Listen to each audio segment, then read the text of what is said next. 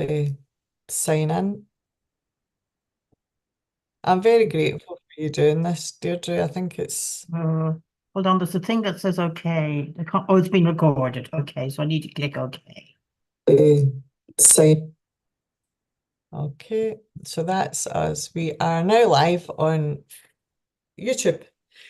Deirdre Hmm. Boyd, thank you so much for joining me this morning. As I said, I'm very grateful that you're willing to do this. I think there's an absolute wealth of knowledge here that will be conveyed over however long we do this. As I say, we might run into um, having to do more, but yeah, so very much, I'm very, very grateful that you've agreed to do this. I want to start, if that's all right, by just asking you a wee bit about yesterday's statistics that came out around the alcohol deaths in Scotland. Was there anything that particular that struck you about that? Was there anything that you wanted to comment on? Well, there were the deaths and there were the waiting times. And I certainly couldn't see anything that specifically mentioned rehabs, which might reflect the also the lack of interest from government that rehabs are not specifically included there. Either that or they've glossed over the figures. We just don't know. But I don't like things that aren't transparent. Yeah, And I think as we start talking along, and I'll talk about the National Treatment Agency, which has now been abolished. But if I talk about some of the tricks the NTA played, then that could sort of inform how people could look at the statistics of today as well. But what is certainly clear is that, I've been in recovery for over 33 years now. And what is certainly clear is that the situation has not improved. We see more alcohol deaths, not just in Scotland, more drug deaths. You would think as one increased, the other would go down, but they're both up. You would think as social media addiction took over, both will go down, but they're not. They're all up. And I think it's because although the knowledge has been there, government has not gone with experiential wisdom and experience, which has since, in the 30 years I've been around in this field, has been backed up by research upon research upon research. And when I first came into this field, everybody thought, if you wanted to be abstinent, which you needed, then it was ideological. But I have since discovered, I'm jumping a bit, you're going to have to keep me on course. I've since discovered, unfortunately, that it's not about ideology, but about money, perception of power, money, massaging figures for personal gain or political gain. And that's been quite disillusioning. But at the same time, people do recover. More and more people are recovering by various routes. And I think I must know thousands of people in recovery at this stage. So much do actually. Well, we do because, we've had UGSAD, we've had the recovery walk. We do know thousands who are yeah, in recovery, in yeah. true enriched recovery, who've completely changed their lives and give back to society.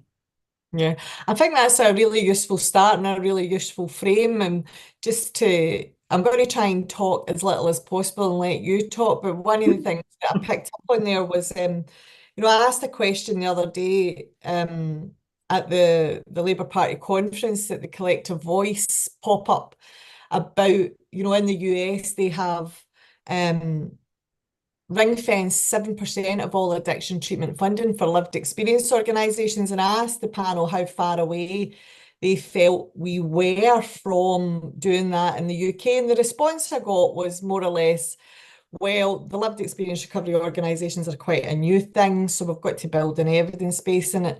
And what struck me about it was that not only was the lived experience representative willing to accept the crumbs from the table, but also the lack of institutional memory. Because, I'm thinking about Cloud's House and the McCanns and how it was actually lived experience organisations that first built this sector, and just because they weren't called lived experience that experiential knowledge was there, it's been there for 40 odd years, and just because they didn't have that name, didn't mean that they weren't there. We've always been there. But anyway, I'm going to stop talking and I'm going to ask you.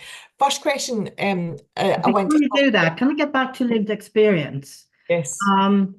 Because I think throughout this conversation we may be going back to definitions and misinterpretations. Lived experience is somebody who has had addiction problems, for in the way I'm going to speak about it today, who's had addiction problems and has recovered, gives back to society, is generally happy, all the benefits that research shows we get from enriched recovery. In this particular instance, I'm not going to talk about lived experience as somebody who's still using.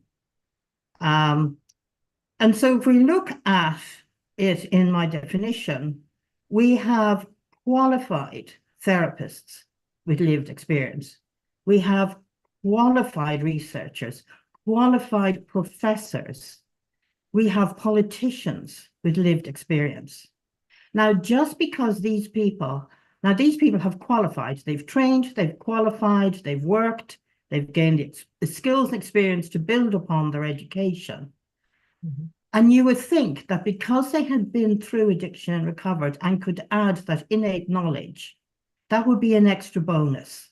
That tends to let you zero in like a bullseye on specific topics. And yet people use the term lived experience as though it is lay people only. I mean, there are peer support groups, there are people in recovery who don't work in the addiction treatment field, but there are experts who also have lived experience. And I think it is very scathing and a loss to the whole country to dismiss organizations and people with lived experience. I mean, you have lived experience, you run Favour UK. I have lived experience, 33 years of recovery. I run a daily news service. Everything is based on fact. Everything goes back to source.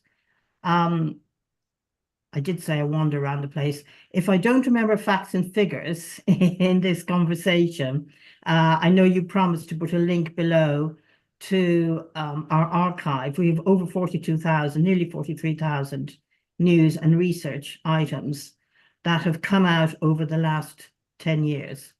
There's a very few items that are older. That's because I just regard them as very important. Otherwise, everything there is in the last decade, so it's relatively new. And the body of research is building and building. But I think you cannot dismiss people with lived experience, particularly when they have qualifications on top of that. Yeah, no, absolutely. I wholeheartedly agree. And I saw in Scotland, when the lived experience, I suppose, phrase started to become powerful, I saw the Scottish Drugs Forum introduce the phrase living experience to sort of dilute it somewhat, which I think, is that there is definitely power and control dynamics going on through the whole industry. But anyway, back to our questions. Deirdre, I want to start with some of the neurochemistry in addiction. Can you explain the differences in neurochemistry between addiction and misuse of psychoactive substances, and how does this inform the treatment approaches that we should be using? Well, to recognize the difference, I mean, in what other area of healthcare does somebody get treatment before they're diagnosed correctly? And also, this is obviously not only more clinically effective, it's also more cost effective. And before the DSM-5, which is the American, but it's used throughout the world, Diagnostic and Statistical Manual, which is used for psychiatric disorder to diagnose psychiatric disorders, including addiction. And there was a separation between addiction and alcohol and drug abuse, misuse, whatever phrase you want to use. I know that's not a very popular term nowadays. And instead it's regarded as along a spectrum, but it's not. We have different neurochemistry. I mean, one neurochemist, the wonderful Professor Carlton Erickson of University of Texas, used to call it a dysregulation of the mesolimbic dopamine system. Now, I think we found out there's a lot more than that involved, but what is not under any kind of debate, it's not argued, it's totally agreed now, is we have a different neurochemistry. And it's also been shown that it's not about the amount you drink. It's not that you drink a certain amount and then all of a sudden you become alcoholic. That is not what happens. You either are or you're not. Having said which, there's always the argument against nature versus nurture, or nature and nurture. I think it's both. It can be nature, it can be nurture, and it can be both. And I think it was about, oh God, it's horrible to remember how old I am. About a quarter of a century ago, I asked Carlton Erickson, what are the overlaps in neuroscience between addiction and post-traumatic stress disorder? And he replied, I was quite surprised actually, that researchers tend to be so concentrating on their own specialty that they become siloed and they didn't really talk to each other. So I think it's only fairly recent, maybe in the last year or so, that we're beginning to see more neurochemistry, which is showing the similarities in the brain and the brain chemistry between what happens when somebody gets PTSD and addiction. And this all adds consolidation to what people have seen experientially, which is that, I mean, a hugely disproportionate number of people in rehab have had childhood sexual abuse or childhood physical abuse. Depending on where you look, it's over 80% or over 90%. I mean, that's huge. And they are in rehab. So maybe there's, lesser ills for others, or maybe people can't afford rehab or haven't been able to jump through all the bureaucratic hoops to get there. So there may be more. So we've known the links, and we know that, if you start addressing your childhood abuse, or if memories come back, I'm one of those people who one of those many people who had no memories, and then they started coming back. And but now the science is showing the links as well, the research. And it was only in 1990, I say only, but 1990 is what, 30 years ago, 34 years ago, that the first MRI scans came out, which could, so then they could be used also to show different parts of the brain of people who are addicted or not addicted. And to see the links between PTSD and addiction. I mean, when you think about soldiers who return from war, and still, sadly, veterans, there's a huge, and again, a disproportionate number of veterans who become addicted, and they may not have been beforehand. We don't know because they wouldn't have been measured. They wouldn't have been diagnosed beforehand. And they're not adequately looked after, Yeah. They tend to have a similar pattern to people who have been abused in childhood, in that roughly a third become addicted, roughly a third have a mental disorder, roughly a third will commit suicide. And in a way, addiction is the best of the three to have because you have a chance to recover. For mental disorders, you can too, but addiction, recovery is wonderful. We both know recoveries, well, there are some downwards, but recovery is far better than anything we had before. Yeah, I'm really interested that you pointed out that the neurochemists are really only now exploring the links between addiction and PTSD 30 years after you first raised the question. What do you think has held back progress in this area? I think, well, one is, as Carlton said, it's people just concentrate on their own specialty and maybe they're not aware of it. Carlton was very unusual in that he was an academic, a professor, specialized in neuroscience, but he also, when he saw something in his research that didn't quite add up, he would go out and visit rehabs. This is in the States. He would go out and visit rehabs. So he was a rarity in that he was both an academic who also had on the ground knowledge, and he was open and willing to listen to people, and therefore he could get guided. And here again, in a way, we come back to people with lived experience. He wasn't somebody in recovery, although he was such a wonderful person. You know, he could be an honorary person in recovery. Um, but I think that's mainly it. And then on the other hand, research is expensive. Research has to be funded by someone. And therefore, the case has to be made. And the interest, not only that, the interest has to be there. Now, having said that, I think that one of the reasons PTSD is coming back into the addiction arena, and one of the reasons I'm not really too fond of it is now so accepted by big pharma with its billions that it is developing pills for various things, including naloxone for overdoses. But it's doing preventive, overdose, all sorts of pills because it recognizes the neurochemistry. It's developing products to address what they know is happening in neurochemistry. So big pharma knows, but government, and maybe we shouldn't rely so much on government, but I do wander off. Here in the UK, maybe I should explain to some of your viewers. I don't know if you have viewers who are outside of the UK. In the UK, there's rehabs are private, but there's also government funded. Some rehabs will take government funding, some won't. Some, if they have empty beds, will do that. And sorry for the bell. I've put a note on the door saying I'm in this Zoom meeting and not to disturb me. So, what was I saying? The difference between the American system and the UK America system. and UK. So here in the UK, I mean, I know in America they have Medicaid. So here we do have government paying for, I would refer to it as alcohol and drug treatment because, but there isn't that distinct. People seem to have to jump through all unnecessary hoops before it can be finally accepted that they might have an addiction or dependency and might need rehab. And it is very difficult for people to get into rehab. There's a long process. And when I was first in this field, it used to be that you could go from one to the other. And we held, we're coming back into the harm reduction versus abstinence, whereas I think it should be harm reduction and abstinence, and there should be a continuum of care between the two.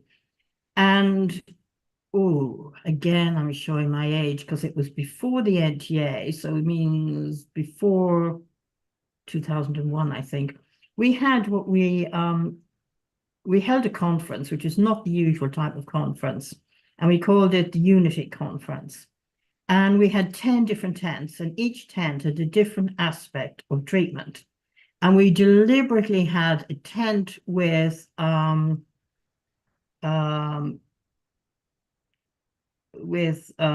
think it was injection. It wasn't injection, but we had the 12-step tent right beside one that was about a needle exchange. That was it. It was injecting advice. I remember I was there. Yeah. But the needle exchange one we had right beside the 12-step one, and that was deliberate. And all sorts of angles in between of treatment and different types of patients or clients or customers. And what we had, the response was from people who were on the harm reduction side that were saying, this is the first time I felt safe going into an event on abstinence with abstinent people. And then we had people in recovery saying, this is the first time we felt safe going into an event with harm reduction people. And the feedback was incredible. And even leading up to this, I think there's about 12 of us around a table from all different areas, large harm reduction groups, etc. And as we got to know each other, people must remember as well, we didn't have the internet then, or it wasn't common in our field. That's an important thing about the early things that I've been talking about. This information was not easily accessible. Everything had to be done manually, and I forget that. In our field, the internet wasn't really used until about 2006. And I'll come back to that later. So we got to know each other and aims, and we found out that we were aiming for similar things, but our thinking or our approach was different. But what happened as we worked on this, and I believe in working in practice rather than theory, was that some of the harm reduction people would refer onto the rehabs that we were working with. And some of the rehabs, if somebody had to be discharged prematurely, instead of just letting them go, they would refer them to one of the harm reduction services so that they didn't fall into a gap. And this was starting to look really good. And unfortunately, then we had the formation of the National Treatment Agency and models of care, which completely split apart harm reduction as tier 2 and rehab tier 3 and tier 4 for intensive Yeah. treatment. So, sorry, And I'm just going to stop you there because I want you to talk a wee bit about the formation of the National Treatment Agency. Can you share your memories of the formation of it in 2001 and what impact do you think it had on the sector at the time? it didn't turn out as it was originally supposed to be.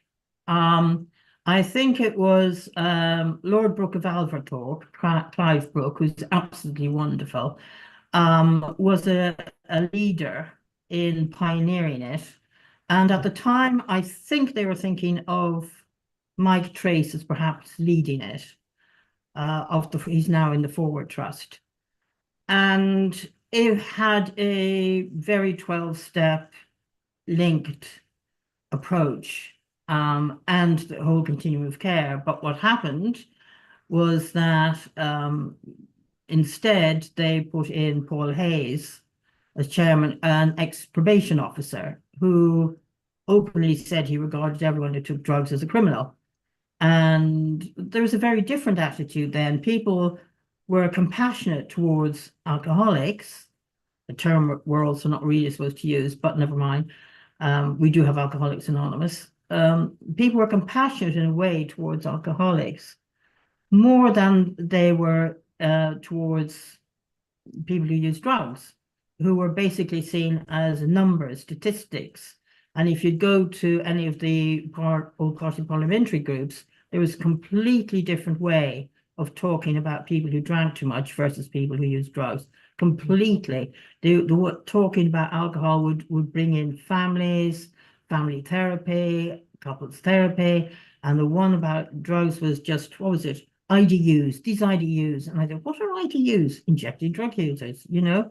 And they weren't even referred to as people. It's hard to think of now, but that is true. And I think the more we understand that addiction can arise as a coping mechanism from pain, from trauma, the more people, on the other hand, the behaviors are very difficult to put up with somebody using. So it's very difficult. We can sympathize, but even I wouldn't want to live with somebody who is using, nowadays. Oh, no, It's absolutely very not. difficult. So, Deirdre, go on. sorry to interrupt. I'm just trying to keep you on track of the NTA and the controversy. Can Oh, you yes. tell me a bit about the controversy involving Mark Easton and the 3% figures? Yes, we came out, in fact, I had done the work, and we came out and found out that only about a maximum of 3% of people in the treatment system were actually getting rehab. And they were saying they were spending about 1 billion or something like this. And we were saying, but there's 5 or 6 million of that goes to rehab. If you're saying you're spending all this money. So in fact, the latest figure we had, the CQC, which is the government watchdog, actually said about 5 years ago, only 1% of people in the system managed to get to rehab. And when we published that, Rosanna O'Connor who was working with the NTA and then with Public Health England, corrected the figure to 1.6%, but 1.6% is disgusting. What are the other 98.4% of people who need treatment getting? And in fact, to get the most, as we mentioned before, to get the most cost-effective and clinically effective treatment, we need to know who needs rehab and who needs harm reduction. We need to know the intensity of service that's needed. It's very important, and it's just not been done. Admittedly, it's hard to diagnose. You're not going to have your average treatment center or clinic or agency with neurochemists with MRI scanners and stuff like this. You're not.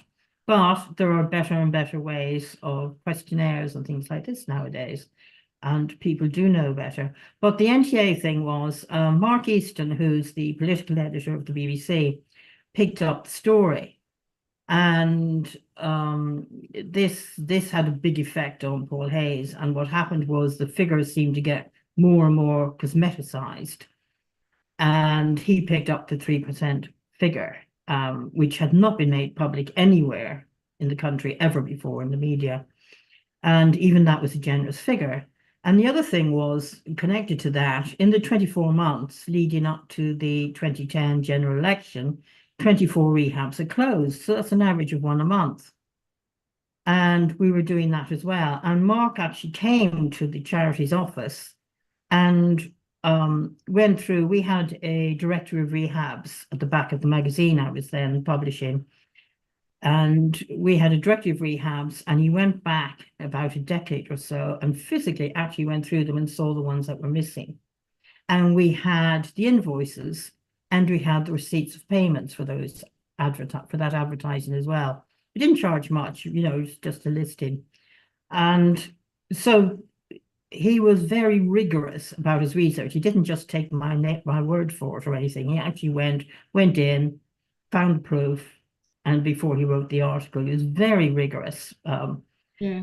I hadn't expected that level of it. And so, but the NTA, what really got me was afterwards, when I mentioned how many had closed, somebody in the NTA said, "How do you know?" And I said, "Because they have all gone from the directory. They've closed, we can't call them." And they said, "How do we know they were ever there in the first place?" Yeah. So that's like a complete denial, isn't it? And a complete dismissal of the value of the work. And I'm really struck by the 1% figure or the 3% figure, particularly because the European average of all treatment episodes of people going to rehab is actually 11%. So it shows you, shockingly across the UK, despite the billions of pounds worth of Yeah, investment. it's not going to rehab. I know I'm concentrating on rehab rather than others, but we need to have a fair playing field. I'm But not Deirdre, talking. I think we would also focus if all the money was going to rehab and only 1% was going into harm reduction, I think Oh, that then would I'd be fighting for harm reduction, and absolutely, fighting for the underdog. absolutely, I think that's through us like a stock of rock. It's not just because it's rehab, which is often the accusation. Yeah, no, I it's think, about getting the balance. And then sometimes I think, that some of the things the NTA used to pit us against each other. yeah, And harm reduction, we're saying we're not getting the money, and rehab, we're saying that we're not getting the money. Now, will you excuse me just looking sideways, because I have on my other screen some of the tricks, some of the ploys that the National Treatment Agency did. tell us about them. And, Tell us. I'm mentioning them because I think maybe some organizations might be using them now, or maybe Okay. some activists or advocates might want to be aware of them. But they blended detox and rehab outcomes. Now, detox can be 1 day, 2 days, 5 days, and it's only a starting point. I liken detox to in ancient Rome, before in their orgies, they would deliberately vomit up booze and food so that they could take more. Yeah. And I almost liken detox to that, to getting rid of stuff, but then people can go out because no change has happened. Whereas rehab, you can stay for 4, 6, 8 weeks. Yeah. You can have extended care, and it's a completely different outcome. But the NTA would mix up the outcomes. And Yeah. obviously, if somebody had gone into detox and they're not picked up, they could die afterwards. They might have developed an intolerance to the normal level of drugs or alcohol or something like that. So, but the NTA would mix up the figures, which was very unfair. They also told the BBC and the media, literally, there is no evidence that rehab works. They actually said that. I have this in quotes.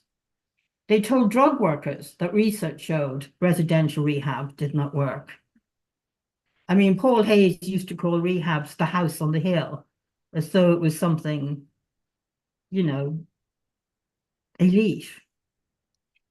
They also added the cost of harm reduction pathway to patients' subsequent rehab costs and stating it as the total rehab cost. And I don't know if that's very clear. What would happen is maybe somebody had cost the state, say, 200,000 in harm reduction. And eventually, and even if they had been, it was obvious they were an addict at the beginning, it might not have just been misusing, abusing substances. And maybe they'd cost the state or the care about 200,000. I'm plucking the figure out at the moment, but I have a vague memory it was mentioned. And then they would go to rehab. And maybe rehab cost 4,000 or 6,000. But then the NTA would say that the cost of them getting treatment in rehab was 204 or 206,000. And I challenged them at a meeting about this. And they just said, oh, well, that's the cost of the recovery journey. So maybe people aren't even getting the correct figures, And there again, we know at that stage, people were being parked on methadone for 30, now 40 years, some of them. And so when budgets were on a yearly basis, it might look a bit cheaper, but you'd have the same people coming in, churning in, year out, same people. Whereas with rehab, you've got different people. So you're treating more people over a longer budget time scale, you would see more people being treated. Obviously, not as much as get methadone, etc. But, that balance, again, like everything else, it's all about balance. So let me look at another. Oh, yes, NTA. They refused to define recovery as including abstinence. There's a political, not a health definition, a bit like the DSM-5 that came later. But they wouldn't wouldn't do it. They just wouldn't do it. And I'm going to bring back to the 2010 thing which relates to that. They created a capital fund as carrot and stick for treatment providers. For example, they would say this is your capital funding, and people who fell in and helped the NTA to massage figures would get funding, and those who spoke up would not. And whistleblowers were incredibly punished. They just wouldn't get commissions, and some of them closed. They just wouldn't get the clients. They made corporate giants of a handful of harm reduction agencies. And as I said, they pitted harm reduction and abstinent providers against each other. They also redefined the dictionary, so to speak, through their National Drug Treatment Monitoring System, NDTMS, which collects the data. And that reminds, I'm a science fiction fan, and there was an episode of Star Trek, and Captain Kirk, had been up in space for about 5 years at this stage, and then a parrot chick, an official, comes up from Earth and says, "Oh, you'd be amazed. We have no drought, no wars, no ill health, no addiction. You could add, And Captain Kirk said, "Wow, how did that happen?" And he said, "We rewrote the dictionary." Yeah. And that was what the NTA did. And I think one example that stands out to me, it's not on the web anymore, but I do have the paper document. I hope nobody comes after me for it. And they had a document called Value for Money. And in one of the definitions, it had, at that stage, they said if somebody stayed out of treatment for 6 months, if they left treatment and were staying out after 6 months, it was regarded as successful ongoing recovery. Regardless of the fact of whether somebody might have a slight lapse and might need to get back. And treatment centres would take the patient back without any money sometimes, just to get them back on course. But the definition was if somebody died within 6 months of leaving a treatment centre, and I'm not talking about rehabs, I'm talking about any kind, it was to be defined as insustainable recovery. That was the phrase, insustainable recovery. So in other words, the rehab or clinic that had the most client deaths within 6 months of leaving could be seen as the most successful. My God, that's a complete inversion, isn't it? I mean, Yeah. there's so much there that you said that I can see happening very closely. In Scotland, you know, the blended figures between detox and rehab, feeding the false dichotomy. You and I have watched this for 30 years. It's been horrendous. Redefining words to mean different things. You know, like you say, the value for money document, you should photograph it and put it up on DB News, so there is a historical record of it. I mean, for me, it's just you know, it's all of this sort of fiddling while Rome burns, but it would be much easier just to actually tell the truth and to do the job, you Well, the know? thing with the NTA is, I think, and some officials as well, some civil servants, was that the will was not there. Yeah, You know, it's one thing to make mistakes and, to be disorganized. It's another thing to have the ill will. yeah, And, and in 2010, we're coming back to this, at that stage, the Conservatives were promising absolutely everything. And when the drug strategy 2010 came out, it actually promised freedom from dependence. mhm, Every single government document after that did not carry that phrase. yeah, It changed it to freedom from drug of dependence. In hmm, other words, the presenting drug. yeah, yeah, And that did not cover cross addiction, that you might go on to another drug. And at the beginning, they did not count alcohol, marijuana, benzos, so you could be using on something else.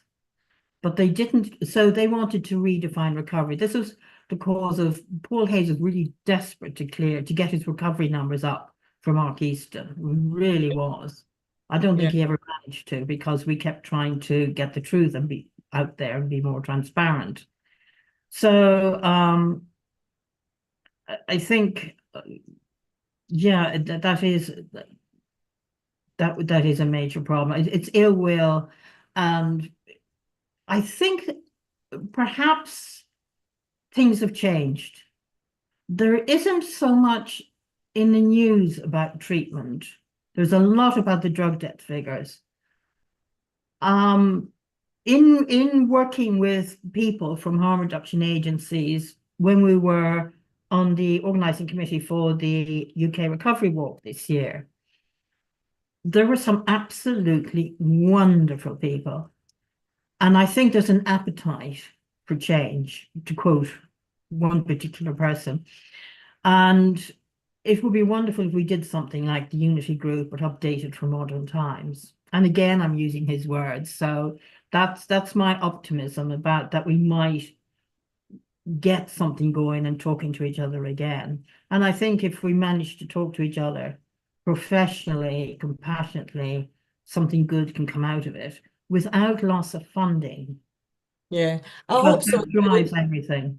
Yeah, I hope so too, Deirdre. And that's always been the process of the UK Recovery Walk is to bring as many people as possible from the different, I suppose, sectors within the alcohol and drug treatment field together to build those relationships. And I know that there will be a legacy event takes place this year in London. I know that those organisations have got a blueprint now for how to go forward and to create something magical, even if it is just an annual event every year that celebrates the whole, like you say, the whole journey, the whole continuum of care. But I think there's a lot to be said, and just the particularly around, the word treatment, for certainly in Scotland, I see it being used very much like a political football, and they play up to the ignorance. The politicians and some treatment professionals also play up to the ignorance of the general public, because when the general public think treatment,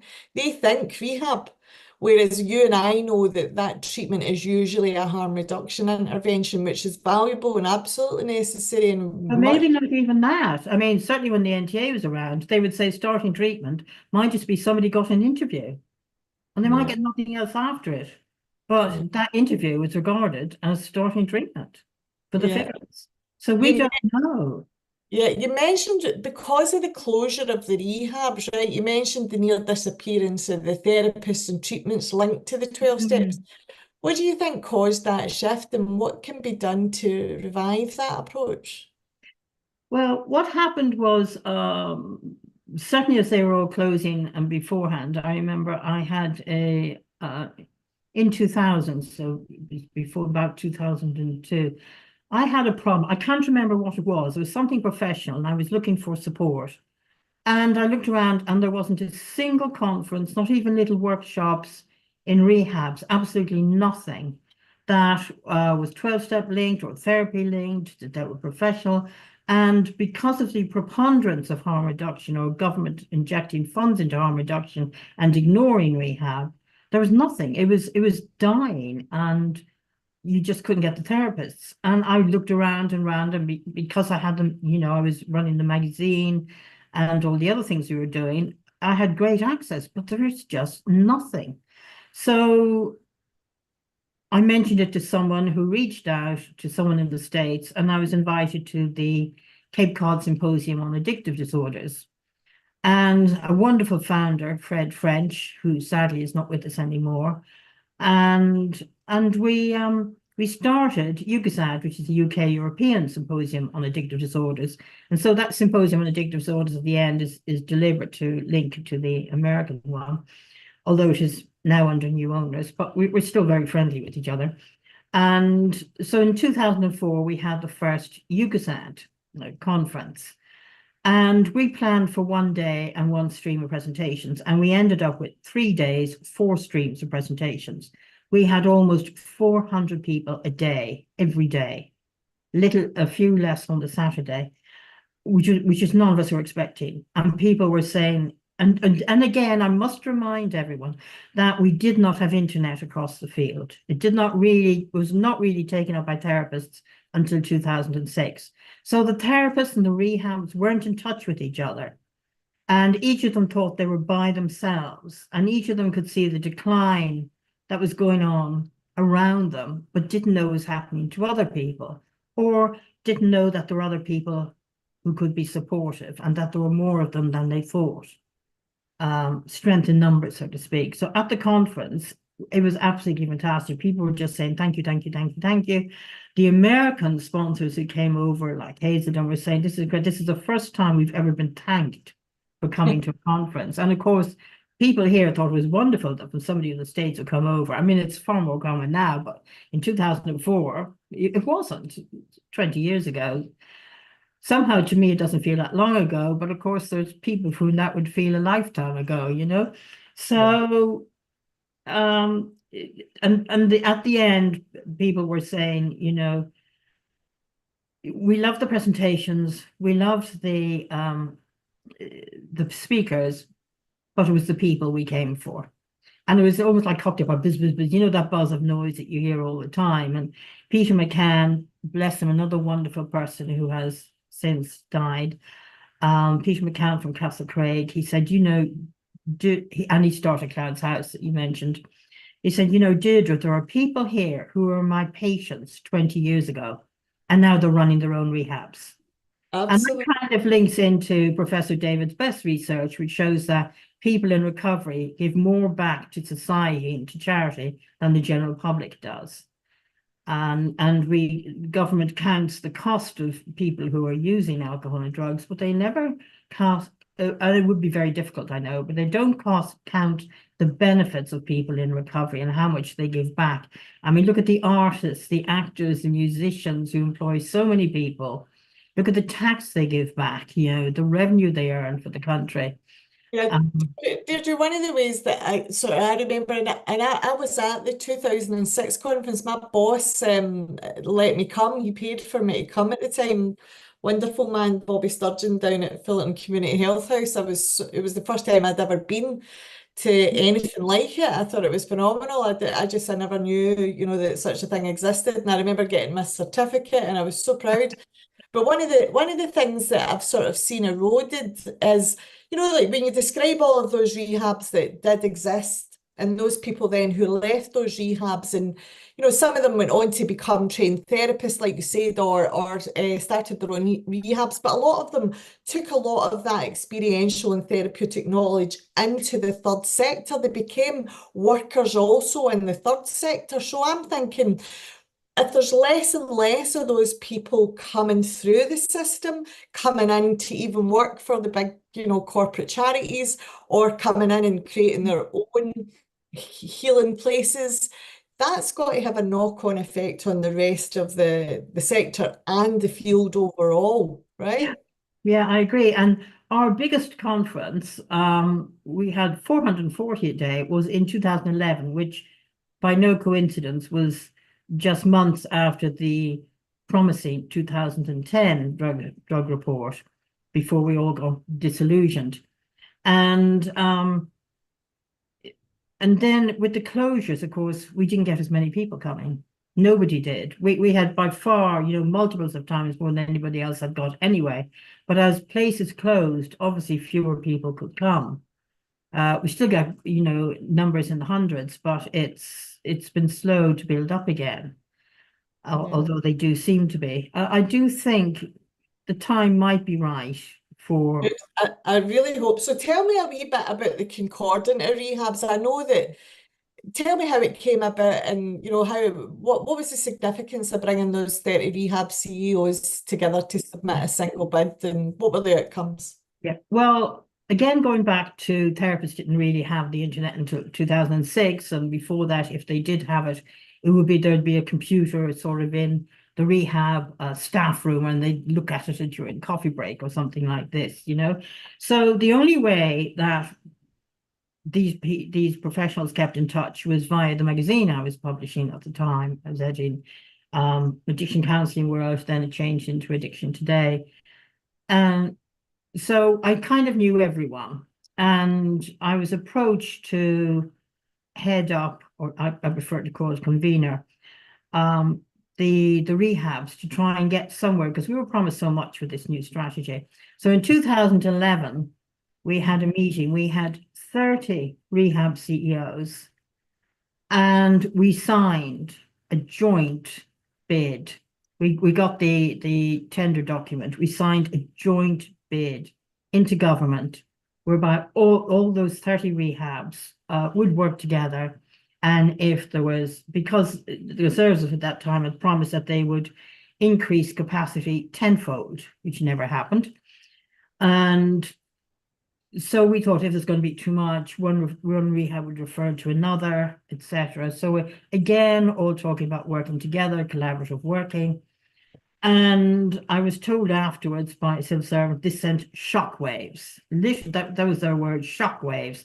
They never thought the rehabs would come together. It was 30 rehabs, one joint document. All of them had put their handwritten signatures onto this piece of paper, all of them at the end, and mine. And so then they started being very nice to us. We got invited into talks and stuff like that. But hold on, I'm just going to look again.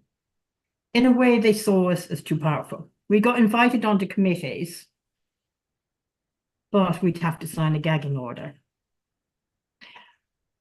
We'd go into a meeting and we'd find that the findings of the meeting that day were written before the meeting started. Yeah. With us as quotes from us and agreement from us that we hadn't even started. And then our names were used to endorse something that we didn't actually. Yeah, I remember Hey. this. My name was on something as well, and I wasn't happy about it. No one asked me. Yeah.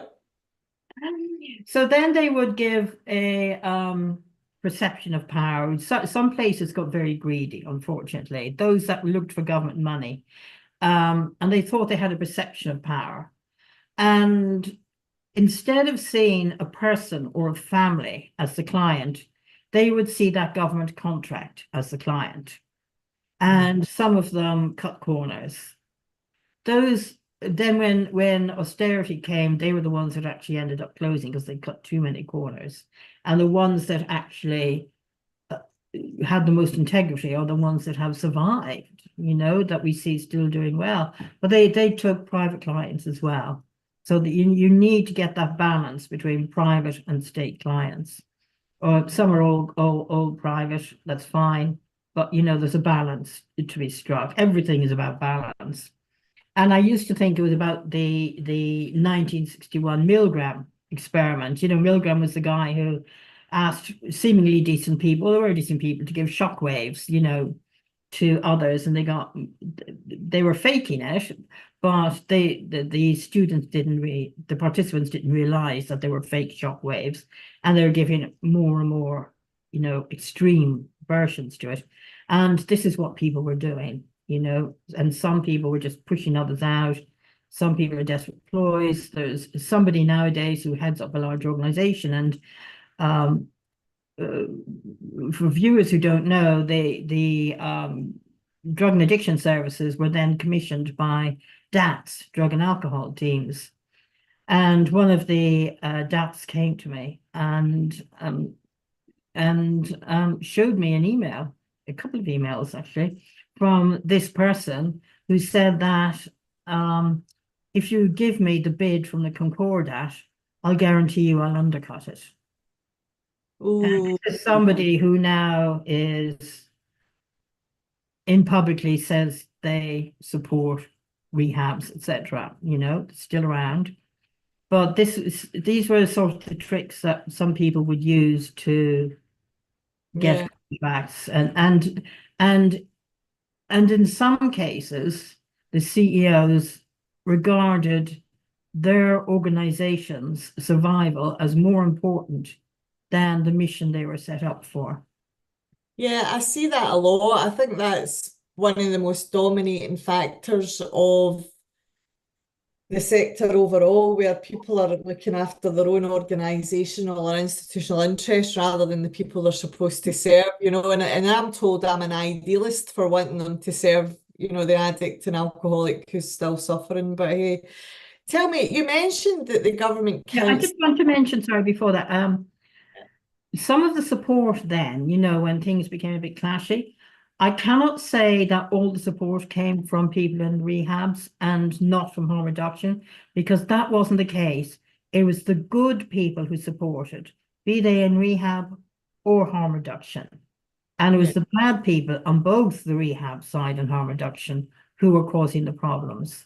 But there yeah, are some very good people in very good practice. The people who had good practice and were very supportive in both rehab and harm reduction.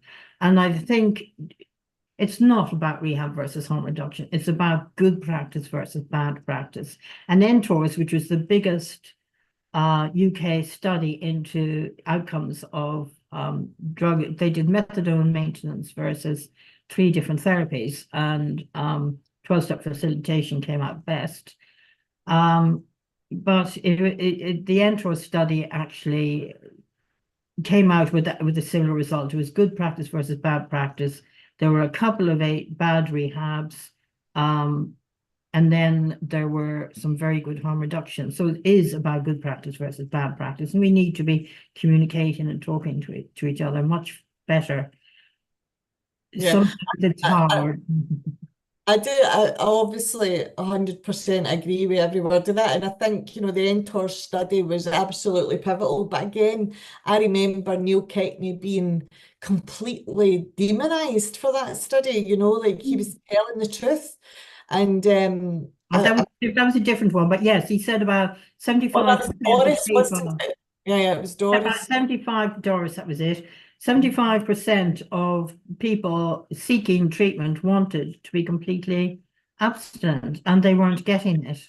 Yeah, and Neil McKegney, like that killed his whole, like they really came after him. I would say Yeah. Neil McKegney was the first case of cancellation that I ever saw. Yeah. Professional cancelled, and he was basically. You're right. It was the Doris study. Yeah, and he was wonderful, very, very courageous. He was accurate and he was courageous. Yeah, and cancelled. Still is. He's still around. Yeah. Well, you mentioned that the government counts the cost of addiction damage, but not the benefits of recovery. How do you think that has impacted policy over the years? Well, it's been completely omitted. So how can you count the benefits if how can you make a decision when you don't have all the facts? You know, people in recovery, how much they pay in tax. That's a very difficult thing to find out. But in America, they used to have a thing called the addiction employment. So I can't remember the first words. started by Smithers. And but they counted the cost of the tax given back to government, and they had some billionaires who were in recovery. But when you also think about, I don't want to break anonymity, but they're in the papers. You must know the famous actors, singers, musicians, etc. And think of the thousands or the millions they not only pay themselves in tax, but all their employees. So that's one way of measuring. I think when David Best measured, he measured people who were doing voluntary work. So it needs to be measured, but as with all research, some research is very difficult to both to fund, but also to find the participants, so to speak, to find the study group. And I can see the difficulty in that, but it would be nice to acknowledge that it actually exists. And I think we have a wonderful politician. I mentioned Lord Brooke, who's a wonderful person, but we've also got the wonderful Dan Carden, MP, who, we seem to have artists and footballers and things like this who say they're in recovery, which helps to reduce the stigma of recovery. But we don't see sort of establishment figures. And then Dan Carden came out literally on the floor of the House of Commons for his maiden speech. It's only about 3 years ago, I think, and said that he was in recovery. And I thought, wow, you listen to that and you sort of have tears in your eyes. And that's sort of bringing the establishment into the mainstream recovery. Yeah. I thought that's absolutely wonderful. And of course, he's doing what he can now on policy issues. Yeah, and I think that's great, isn't it? That's, people remembering that anonymity doesn't mean invisibility, and that, making recovery visible gives people so much hope. And I think that the trope around stigma, obviously there is huge stigma towards addicts and alcoholics, and I've came back 180. I'm using those words again because I don't feel that they're stigmatizing me in any way. Do you know what I mean? But I can understand why people who aren't alcoholics and addicts who think that they are stigmatizing. But I'm quite happy to use the language that I'm comfortable with. Thank you very much. But over the decades of your experience, you found like the driving force, and I know I've found this as well, behind decisions is more about money and appearances rather than philosophy or approach. Can you tell me a wee bit more about this and how it's helped shape the treatment landscape? Ooh, well, I do remember that when the Concordat was formed, I told you about they put in the bid. The NTA and the government at that stage were setting up guidelines for recovery. I think it might have been the guidelines for models of care. And of course, we all volunteered. We volunteered as a group, so there was no competition. And we applied in each individual county. Mm. And we got one letter back, which was that they had all talked to each other about it. And they said, no, that would give you an unfair competitive advantage. And yet it wasn't one rehab versus another. It was about people doing it as a whole for the benefit of the country. And they said unfair competitive advantage. And then we found out when models of care came out, which is not how we would have structured it, because there was no continuum of care on it. It siloed everyone, put people against each other. And then we found out that certain people, including this person I mentioned to you earlier, who offered to underbid, had been in meetings with them, guiding them. Do you think that's deliberate? The division is deliberate? I'd like to think not, but I think that might be hope over experience. Yeah. Yeah, I think so too. I think people are driven very much by, like you say, their own organizational or institutional interests, but also that human, those human traits of ambition and greed and whatever else, Yeah, which is sad, but I'm hoping, things come in cycles, and I'm hoping that the optimism is there. And I certainly know it was I'm optimistic about the people that we worked with, collaborated with on on the recovery work steering group, I would, you know, Yeah, we don't know, but I'm picking up some optimism. good. Fingers crossed. Yeah, good. Yeah, I'm glad that the process was able to deliver that, even if nothing comes from it, we've all had a good experience. But I think there will be an annual event come from it. That's definitely the legacy chat. Um, go back to the stuff around continuing of care. Where do you see the gaps in the continuum of care for addiction treatment today, and have these gaps persisted since your earlier work in the field? Yeah, well, it depends on the policies and the funding and the instructions from government and from civil servants and their interpretation. I mean, for example, at one stage, the NTA were saying that the bids were open to everyone. And then when rehabs were trying to go for some of the bids and the funding, the requirements, some of the requirements were you had to have at least £1 million turnover. Some did, some didn't. And the other one was, well, you had to have worked with government before. Yeah. And I just, duh, catch 22, Yeah, And I yeah. know that I think the National Association for Children of Alcoholics in more recent years came up against that as well. How do you get a government contact when you're told that you already have to have one to apply? Yes. And so, they work to get some money to NACOA, but it was a catch 22. So talking about how do we fix, well, I don't know, fix is, I think the people who draw up the policies, the funding, everything, they have Yeah. to have the goodwill in the first place. If you have goodwill, you will make things work. As opposed to me being prescriptive and saying we need a continuum of care, it needs to Yeah. have funding. We need to say at a certain stage when somebody is in lower level, less intensive treatment, let's put it, less intensive treatment when they need to go into more intensive or vice versa. There should be pathways for this. And it shouldn't be that if you know somebody is an alcoholic or an addict, that they have to try everything else first and sometimes die in the process or die in the waiting times. Yeah, you shouldn't have to wait until we're at the furthest end of the progression of the illness in order to It's get. a waste of money as well. And it means when somebody goes into rehab, they're at the extreme end. I mean, I remember again under the NTA that I remember one rehab telling me they would, and then other rehabs said they had similar stories.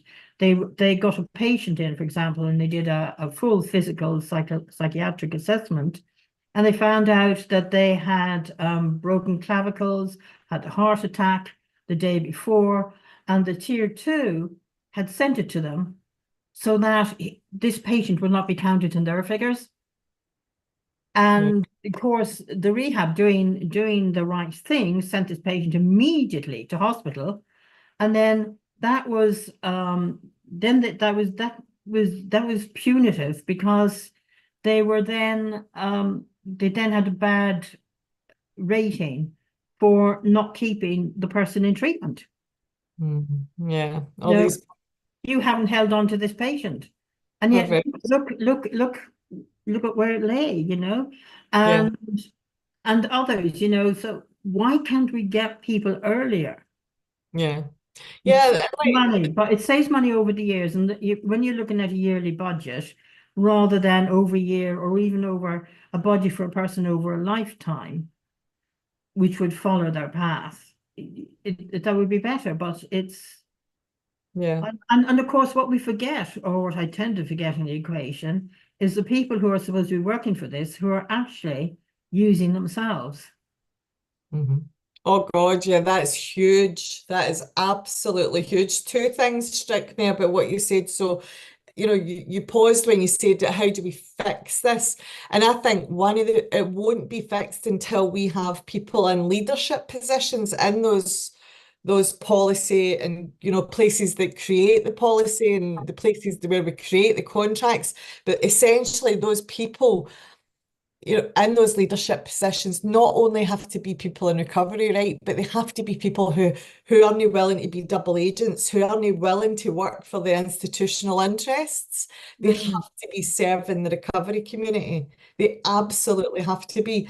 And yeah, I forgot my second point. I'm probably. And then, of course, what we have feeding into that is big pharma, pharmaceutical, for those who don't know, big alcohol, big tobacco. They all have their influences as well. I mean, the largest special interest group in Parliament is an alcoholic one. Mhm. Mhm. Yeah, I'm conflicted on the big alcohol story, but that's maybe a conversation for another day. I don't see it as being the same as big pharma. I think there's a lot of contradictions there, particularly in the wine industry, where it's mainly all very, very small companies. And also, the fact that most people drink normally is, it's like they don't drink the way that we did. But that doesn't mean we should deny treatment to those who don't. No, absolutely. We desperately need to be, I mean, when you think that, 1 in 10 people could be an alcoholic, 1 in 10 could be a drug addict. So let's just take alcohol without looking at any other drugs or any other addictions. 1 in 10, they say, is an alcoholic, and then they affect about 7 people around them. That's 80% of the population affected by alcohol alone, alcohol addiction alone. And so, but 1%, 1 in 10, it's 10%. What's the population of England of the UK at the moment? 60, 70 million? That's 6 to 7 million people.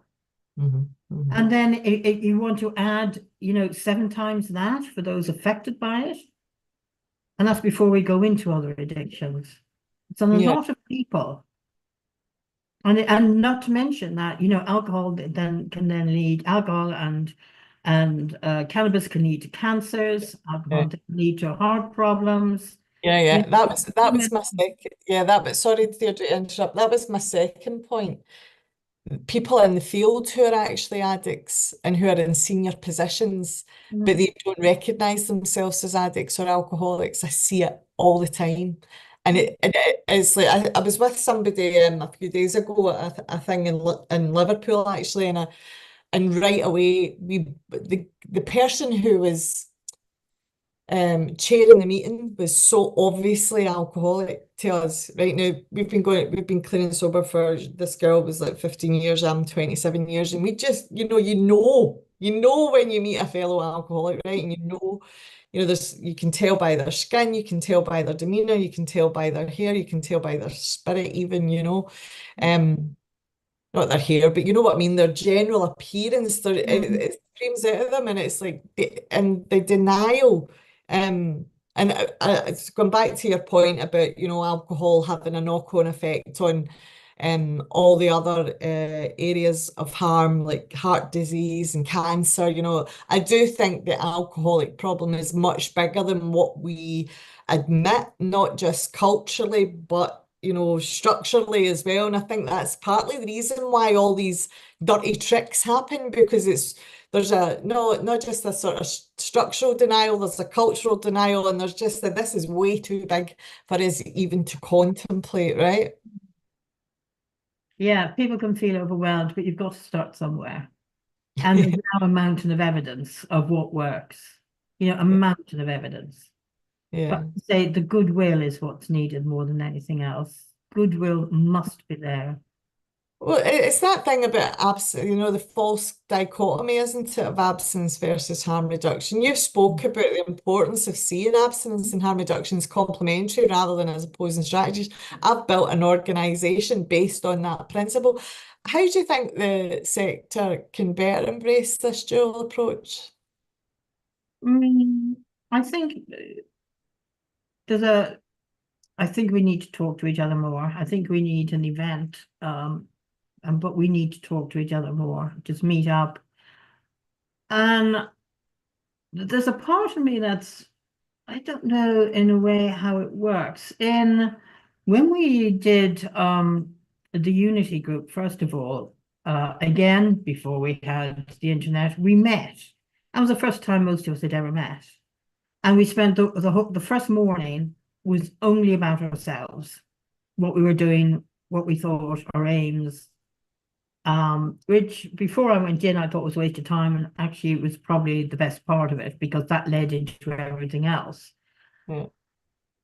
And then you have Zoom and everything nowadays, and other meeting venues, and I'm wondering, does that help because you get to more people, or does that not help because it's not so personal?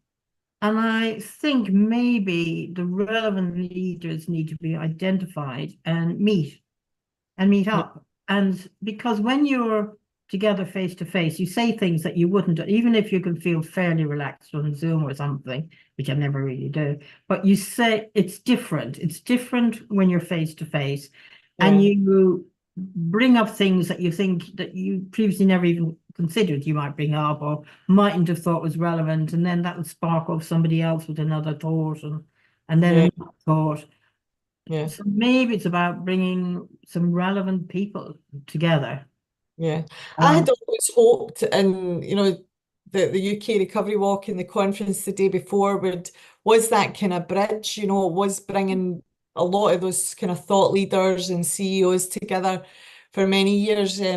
But I think you're right. I think there's something else bigger needed now. I think there's something, more structured needed, and I think you're always going to have the problem of people coming together, to um, to forward their own institutional organisational aims, and that's okay. But I think there has to be a recognition, particularly because the deaths are soaring, and both, alcohol and other drug-related deaths are soaring, that there has to be some sort of unity gathering event, uh, you know.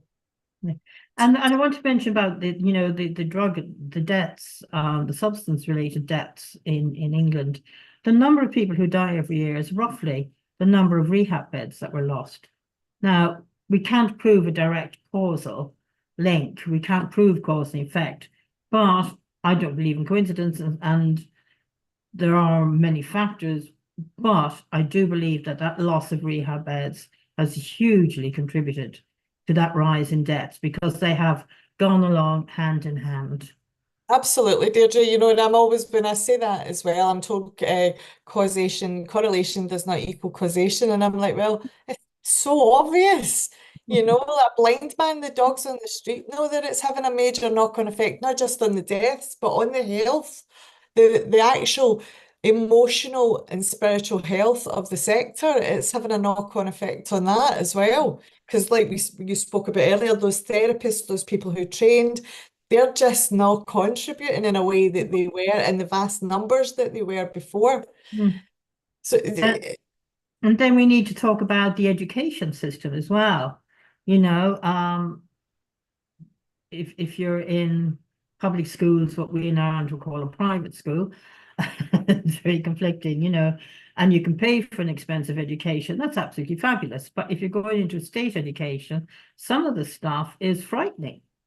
yeah, And I also remember, again, years ago, this is when the NTA was around, that the Department of Education made a statement that children with addiction problems, or children with drug and alcohol problems, because they weren't yet identified as addicted, children with drug and alcohol problems were better off in the prison or the care estate, quote unquote. Now, the care estate, as we know, means care homes, and we also know that the number of children coming out, the percentage of children coming out of care homes is hugely, disproportionately high for addiction, etc., because of abuse that can happen at them. Not all of them, but it's a very high figure. And research has come out. So much research has come out since all these things happened. But when you know them and you've experienced them, you know the research to look and wait for. So when I first started in the field, that research wasn't around, but now it is. But I was absolutely shocked. And at that stage, Mitch Winehouse was looking to buy a rehab for young people, young girls, I think, at the start of the beginning with.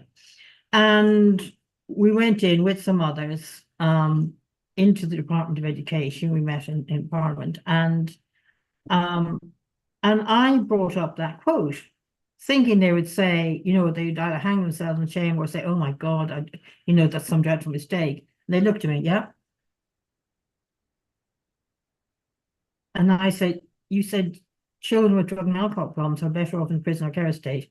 Yeah, I couldn't believe it. And then, so we started trying to say that, they could go to rehab. And they said, how can we tear children away from their families? I'm thinking, if you send them to prison or into care, you're not only tearing them from their families, but a far longer period than rehab. And rehab would be, a specific of children, and rehab would be far more nurturing and could Yeah. set them up. And basically, the meeting ended up with they basically said to Mitch, well, you can set up your rehab, but we won't give you any referrals. That's crazy, isn't it? And how Just, many children do you think have alcohol and drug addiction problems? How many of those children who were scorned at that meeting have grown up into adults who might have been part of those deaths we're talking about? yeah. Why do you think like the same issues have remained for 30 years? Why do you think it hasn't evolved? Maybe it's not top of their agenda. Maybe it doesn't serve them politically. Maybe it doesn't serve them financially. There is more research out now, though. Mhm, I think people know, people know that what doesn't work. mhm, The drug death figures, that's only 1%, because what we have are families broken up, the health costs, all those extra costs that come out that are not direct costs, but well, they are direct, but they're treated as indirect costs. So people now have the figures, mhm. but maybe it needs a leader. I don't know. It certainly needs goodwill. Yeah. It needs to be put together. I know one of my friends is over at the sort of at the annual Phoenix Futures. They're a big uh, they're a big charity in the UK, and they've got rehabs all over the world really. But he's sending me back messages from their conference, and he's saying like even in China they have methadone to abstinence programs. So like even in China they have a continuum of care that we don't have. And he's also coming back and saying China not got the surprise, no spiritual aspect, but the same drug trends, however, with more people using all sorts of other drugs instead of opiates. And the American and United Nations were saying that we've wasted 20 years of treatment programs implementing methadone.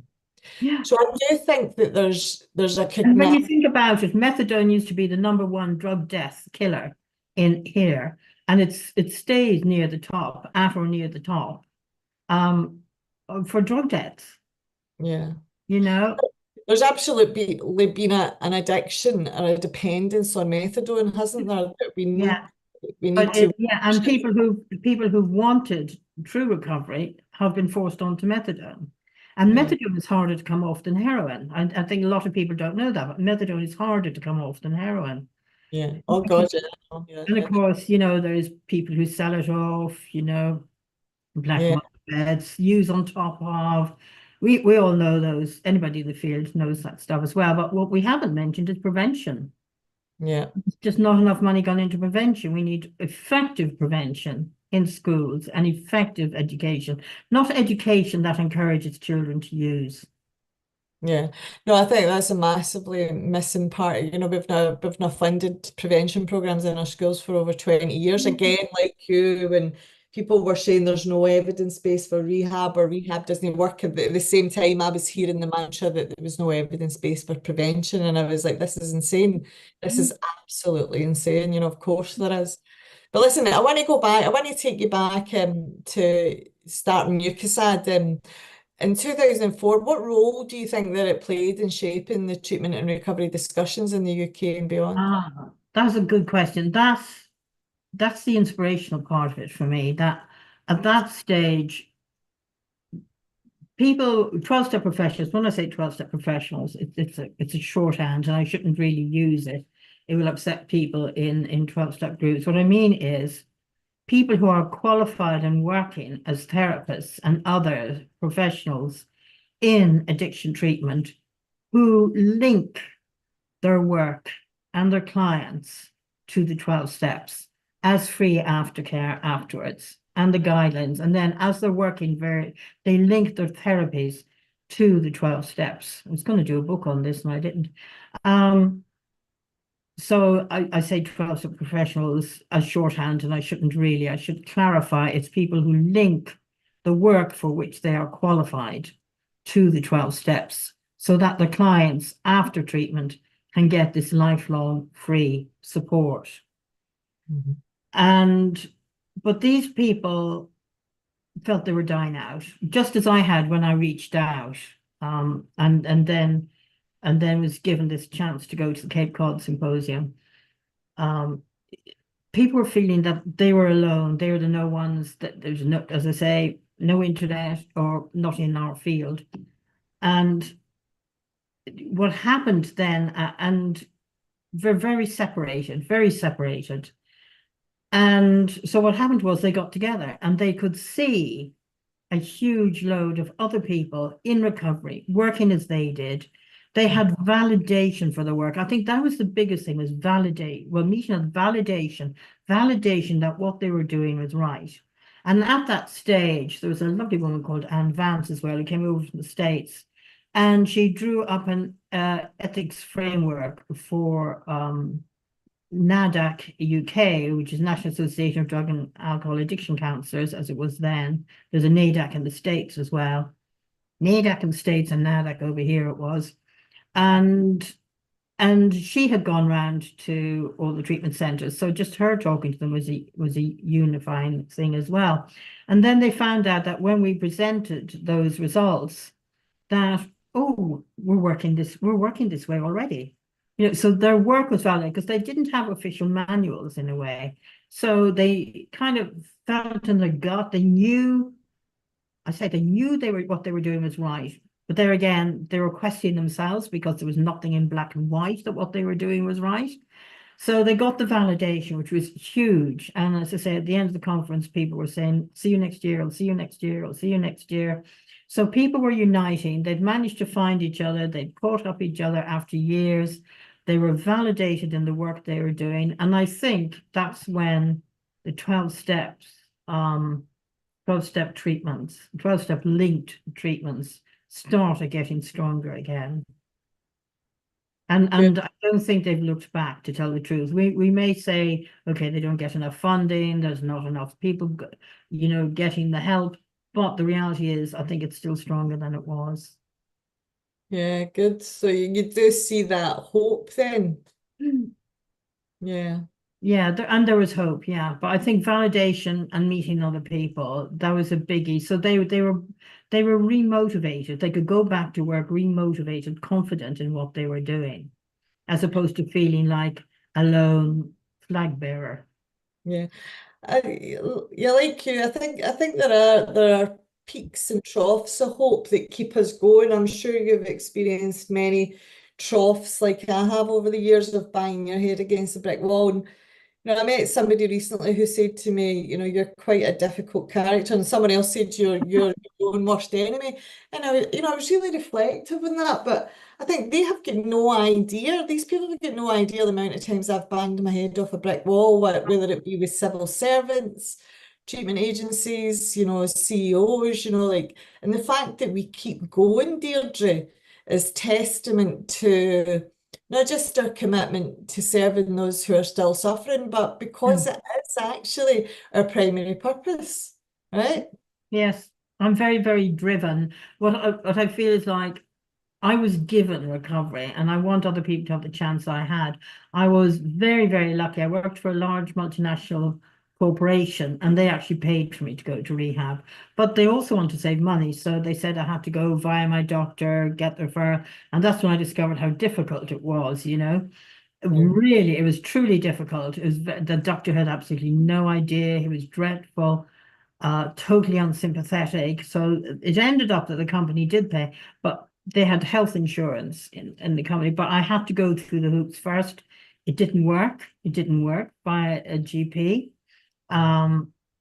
So the company paid, and then they'd had a few rounds of redundancies, which I had survived. And when I was in rehab, the head of HR, wonderful woman, said that I had been made redundant. And I thought the obvious thing is because of the addiction. And she said, no, I'm going to tell you something. She said, I've been made redundant also, which she didn't have to tell me. I thought was incredible of her. And not only that, but she had contacted the rehab in advance of telling me and said, should I tell Deirdre when she's cured? Cured.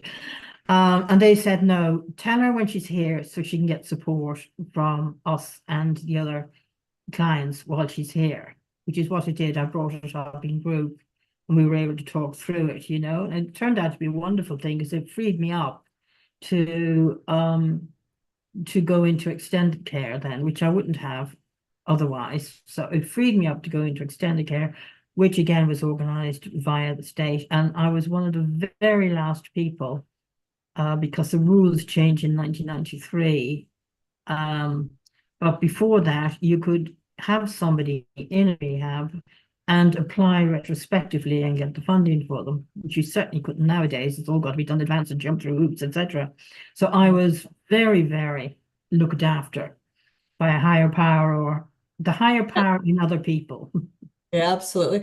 I was 5 years, almost 6 years clean before I was persuaded to take a part-time post whilst I was at university full time. And I was a single mum as well. I had a wee baby and I didn't actually want to work in this field at all. I had got clean in the rooms. I had no experience of any of the treatment system.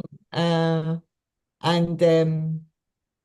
Yeah, I was persuaded by I was on my son's board of his nursery. I was volunteering on that, and I was persuaded by another board member to apply for a part-time post. And I really didn't. He had a job persuading me because I was a single mum. I was at uni full time, and he said, "No, I think it'll be really good." And the first young man that I advocated for was he wanted to get his methadone at the same time every day because he was trying to attend college. And the pharmacist was, arbitrarily telling him when to come in from day to day. And that process to get that young man his methadone at the same time every day took 18 months and it took bringing 22 organizations together and a committee in order for that to happen. And that just showed me how utterly dysfunctional it was. I was also, told that my own lived experience meant nothing. That and I deferred to these experts for many many years, um, before I got a bee in my bonnet. Yeah, and Uh, then I was in extended care, and before the act got passed, I was extended care, and the therapist there was saying, if you were to try and apply, you just wouldn't get it anymore, and that was it. I just thought, I've got it. I need to. It was just a driving force at me that other people should have the same chance that I had, yeah. or a similar chance. That extended care option, all the evidence base tells us that the longer you're in rehab, the better your chances are, and yet Mm, have, like you said, the jiggery pokery going on where they're blending detox figures. So even somebody that's been in one overnight stay in a residential facility can be counted in the rehab numbers, it's ludicrous. And I do wonder, yeah, I do wonder if people were just willing to try and help sort this problem out rather than fiddling the statistics and the figures all the time, if we would, we could make so much more progress, not just for the individual, but obviously the families and communities who are exactly. suffering. Finally, I mean, I want to give you the opportunity to say anything else before we close up. I Ooh, hope I can't think of any. I'm sorry, I can't think of anything else. You've got me talking. Ooh, and saying far more than I ever thought I would. Do you know what? I'll kick myself after it and saying I should have thought this, that, or the other, but I didn't. Unless I'm allowed to do a plug and tell oh yes, we do a daily news service, which is free. So if you go to the link that Anne-Marie showed for the news, you can sign up for free to register, and get a daily or weekly. And we also do an annual conference. So next year's is on the 30th of June and 1st of July in Chelsea Harbour Hotel. And the earlier you book, the more money you get off. In fact, if you book at the moment, you get less than half price and less than cost price. And then it Yeah. goes up a bit every month. So that's my plug. No, absolutely, and please plug away. And I think if there are any reflections, Deirdre, that you feel that you've missed, or certainly I know that granularly I want to know the details of the history of this sector and how things are the way they are, because, and I know over the years we've had conversations and I've picked up bits and bobs, but I would really like to continue the conversation another time. I'm very grateful that you've shared and taken part in this interview with me and spoke about so many personal reflections and historical moments. I'm just interested, do you think that these insights will be welcomed by the wider sector? Good people will welcome them. Yeah, yeah. That's a great answer. It's a really good answer. And Good people and good practice people will welcome them. yeah, well, I'm for one, I'm very, very grateful for your contribution over the years, and certainly, even the website, like you say, the archive that's available there is phenomenal resource for anybody that's really interested in this sector. And even, from when you started UKASAD, we've now got the Cochrane review, we've got so much more evidence, like you said, there's absolutely no reason why we shouldn't be investing in recovery, and even more so in recovery research. We've got 2 and 3 generations of people now in sustained recovery in the UK. We are a right resource to research. My son being a perfect example of that. He's away, traveling the world, really, really healthy, well, strong, mentally, spiritually, physically, that intergenerational harm has been stopped, it really And has. And I would just say, as well as, although we do include them in that link below, if anybody wants to Google Professor John Kelly of Harvard and Professor Keith Humphreys of Stanford University, they are absolutely wonderful. I think maybe the best two sources in the world for information and the research on 12-step recovery. wholeheartedly agree with that, Deirdre. And I'll get the link up in the next couple of hours. I mean, it's there already, but I'll tweak it so as people can come straight to your site. And I'll put a few other links as well to Recovery Research World also. All that's left for me to say is thank you so much. I really appreciate it. Thank you. Bye. Bye bye.